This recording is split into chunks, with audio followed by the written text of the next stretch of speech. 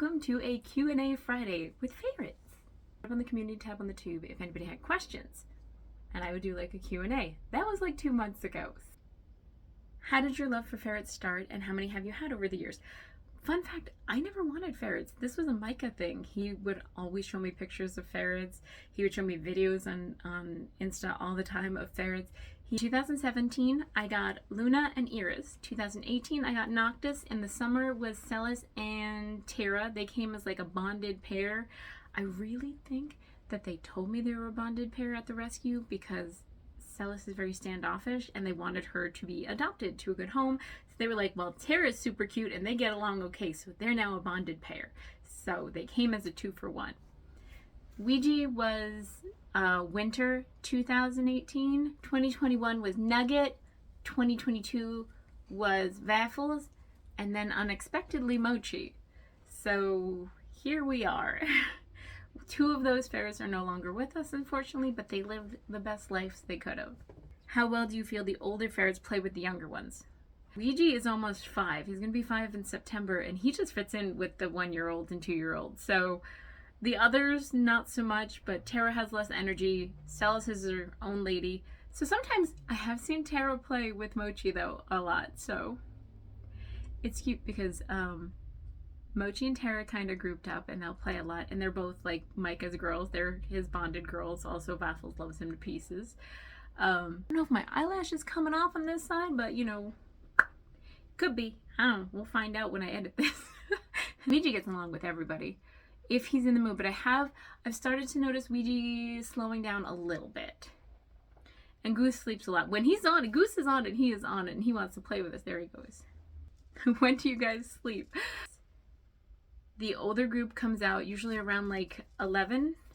The Waffles, Nugget, and Mochi live in the craft room. It is the craft/baby room. It's basically their room. They let me do my crafts in there. That is because 2 reasons. 1, Nugget realized that if she bites the bars, Mom will open it and give her attention. Waffles shortly after realized, oh, if I do what little Nugget is doing, then I will get free too. So I don't want them to mess up their teeth. Reason number 2, Mochi. Mochi and Noctis cannot be together. The Goose does not like the Chi.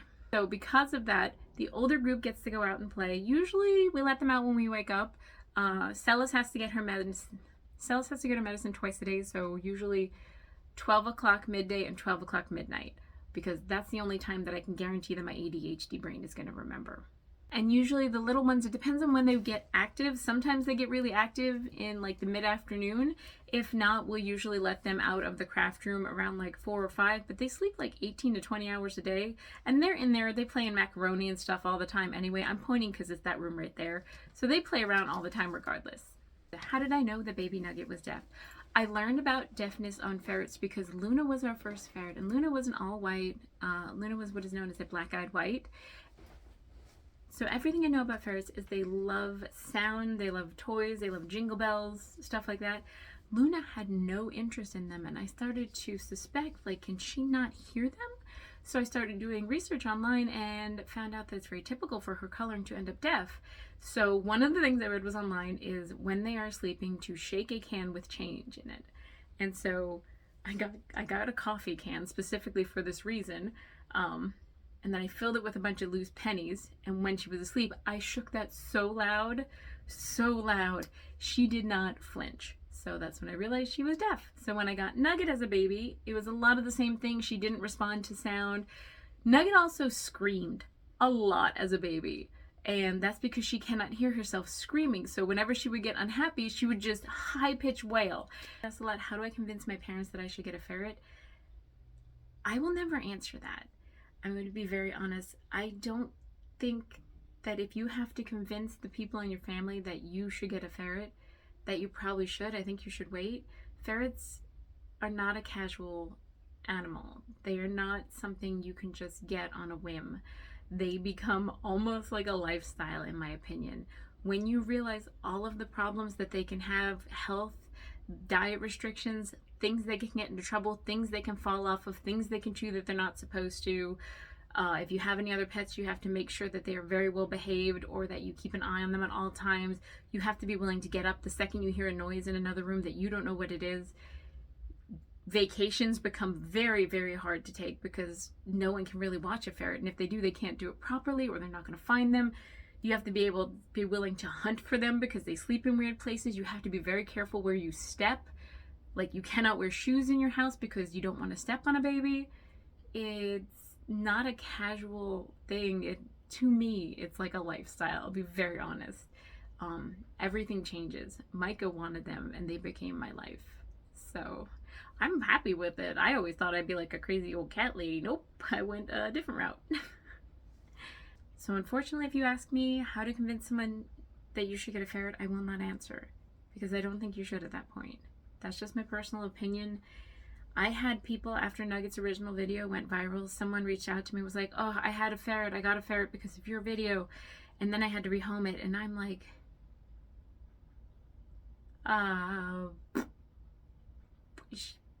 why would, don't. I understand they're cute. I understand you guys like seeing them.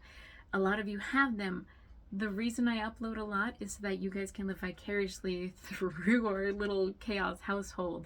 Nugget's energy, Waffles' anxiety, Mochi's confusion, Goose Bear's romantic escapades. Escapades is not a word. Ouija's one brain cell that says it's his birthday. Tara's addiction to Kongs. Celis doesn't have pants and really doesn't want to be bothered with anyone. I upload a lot. I do that so that if you guys can't have ferrets, at least you can be like a part of an extended family of ferrets. That probably sounds really cringy, but I get it. That's why. Do the cats have voices or just the ferrets? Okay, about the cats. The cats are Micah's cats. Technically, I adopted Zeke. The cats love Micah. They love him. They're obsessed with him. Throughout the day, Camilla at any given moment will yell to him just to come over and pay attention to her. Zeke will scream at him every morning to come and watch him eat, and every night before bed to come and watch him eat. Like, at any given moment, Micah will do whatever the cats want. For ferrets and cat voices, the cats don't really have a voice to me because they don't talk to me. Micah kind of has a voice for them, but it's mostly like, Camilla's very whiny, like, Dad. That's about all she says. This is all they say is Dad. Or like, oh, I love Dad. That's what Micah's voice for Zeke is, I love Dad. Dad's pretty great. Ouija and Tara's voice actually sound very similar, and Celis never really had much of a voice. Every once in a while I'll give her one, but she doesn't talk to us. She tolerates us. So Gooth of course sounds like that, the Gooth. Ouija has, that's right, it's my birthday and I know when it is. So he has kind of like an inflection, a little bit up here. And Tara's kind of on the same, but she's a little bit higher. But sometimes I can't get the right pitch, and she'll sound a lot like Ouija, but it's a little bit different. I don't know why my voice, I don't know why my mouth does that. If you listen to videos when I talk to the ferrets, I'll talk really high pitched like this, which is a little bit different than Nugget, but it's not really that different. Those laughs that you hear, by the way, the laughs in the videos, especially the ones that are like, hoo hoo hoo hoo, that's pure joy. That's me. That's just how I laugh when dealing with the ferrets. Waffles' accent is a vampire accent. It's just V's. It's just V's. A lot of V's. Hello, what do you do? And Waffles. People, why do you spell it that way? I don't know. Why do we spell Sarah as S-A-R-A, S-A-R-A-H, S-H-A-R-A? There's so many different spellings.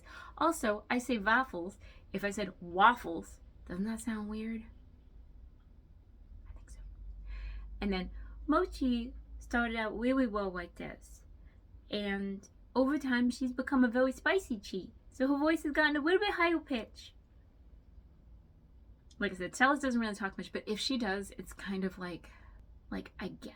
She has more of like a face. You're like, really? All right, I guess so. Celis is very smart too.